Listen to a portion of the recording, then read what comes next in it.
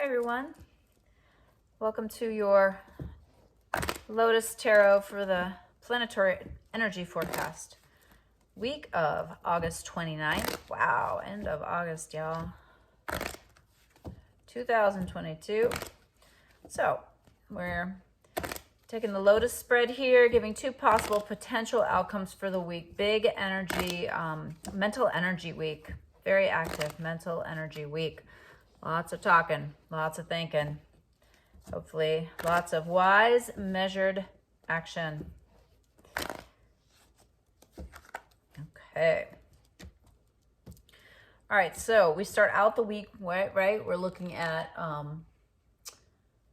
the past, our basic influence of the past, and we got the Emperor.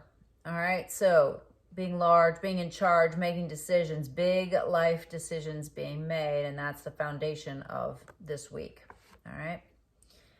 Now, the present, you, what's going on with you? The Star. The Star is the card that comes after the Tower. So it's a card of healing, of hope, of regeneration. So this is very positive. You're in this positive, we're all in this positive experience of getting a little bit more of an understanding of what's going on so we know how to move forward. All right, one of the keys to move forward is to heal ourselves, right? The present environment, what's going on? Knight of Pentacles, all right? So we are wanting to pursue, physical, tangible things. We want to get things in order financially. We want to know where our food is going to be coming from. We want to take action, invest our time and energy in things that are really fulfilling. So this is a very active card. So it's a card of action for sure. Beginning, culmination of the influences. All right. The Eight of Pentacles. This is a card that reminds us, okay, you might have what you need now. You have the resources now. You have the things now. But what about the future? So this is the card of harvest, right? It's very, very appropriate for Virgo season, right? But you harvest now, but you have to start planting for the next harvest. So that is an important thing to remember. Now, this is the key card, the core of the future. The Happy Family card. There's two Happy Family cards, right? Four of Wands and then this 10 of Cups. But this is the one, the core of the future is you creating a stable home life, a stable home environment. So this is a focus on home, taking care of business, getting things together. So this is very important. You have that responsibility. All right, so opposite forces in play. We've got the Seven of Cups, so having to make some choices. Or the Five of Swords, all right? So the Five of Swords is that card of just, going for it, but not paying attention to the consequences, causing damage en route to this thing that you want that may not even turn out to be what you really want. So lots to contemplate there. All right.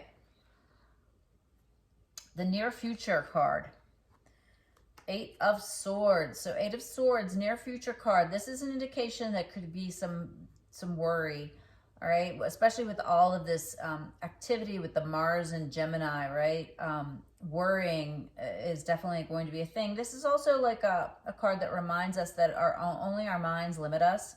And so it's important with all this mental energy to make sure that you're praying for what you want to happen and not praying for what you don't want to happen, which is what worry is. All right, the modifiers of this card.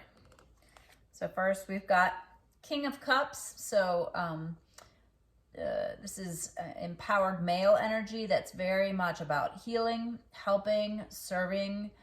It's kind of I always think of this as... as an emotionally intelligent male energy. All right. And then on the other side, we have the High Priestess. All right, interesting. So this is very much strong Isis energy, the ultimate goddess, the ultimate regenerative force, Queen of Heaven. So yeah, interesting. There's a lot of independent, energy here. And then with the King of Cups, we've got the Magician. which assures us of success, which is nice. It says we already have what we need.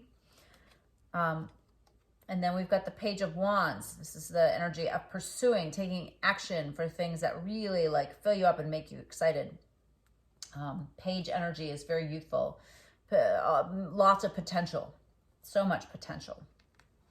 All right, 2 possible solutions. So we start with the one side we've got some worry. Again, this is low-key worry. This is more just complicated emotions, really struggling emotionally. And on the other side, we've got the 10 of Wands. In some way, maybe working too hard or not working smart. Paired with the 3 of Swords, we've got the Wheel of Fortune. So karmic wheels are turning. There's going to maybe be some things this week that really feel like they're almost out of your control. So that's always hard. You always have to remember, life's delays are not life's denials, and sometimes things work out the way they should, and not getting what you want is a nice piece of luck. Got the Page of Pentacles over here, paired with the 10 of Wands. And so this is, you know, it's interesting. There's a lot of page energy. You know, it's the thing about creating desires or wanting something, right? As soon as you create a desire, the universe begins to try to fulfill it. And so you have to watch, because then your creations have creations, right? It's kind of like having children, right? There's unintended consequences. All right, so interesting week. You know, we kind of start out with this like desire, you know, this desire in the future to stabilize and secure, right? And then, you know, we have to make these choices, or we can just go for it. I feel like we had these last week too. So you're either like contemplating your choices, or you're just going for it, and there might be some unintended consequences. Got to control the mind. Absolutely got to control the mind. All right. And both consequences look pretty good. I mean, we've got over here, we've got the King of Cups and the Magician, right? So if we're focusing on emotional fulfillment, healing, helping, we've got everything we need, right? And there might be some complicated emotions around some of those things, but you know, it's kind of the repercussions are karmic in a lot of ways. And on this other side, we've got, you know, more of an embodied feminine energy, creating this desire, right? I'm trying to feel into how these are different. I do feel like this is more of a choice between a more masculine approach, weighing out those options, versus a more yin kind of approach. And really, this is a more action-oriented, I guess, and this is more passive-oriented.